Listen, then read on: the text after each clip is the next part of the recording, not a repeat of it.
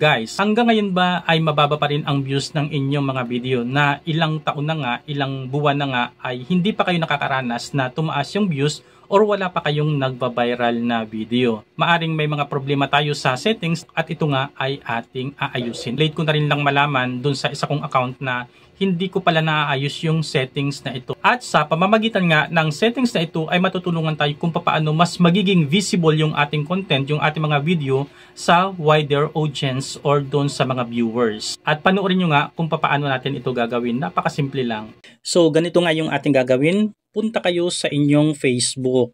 Okay, tapos punta dito sa tatlong line na ito. Click natin ito. Punta tayo sa settings.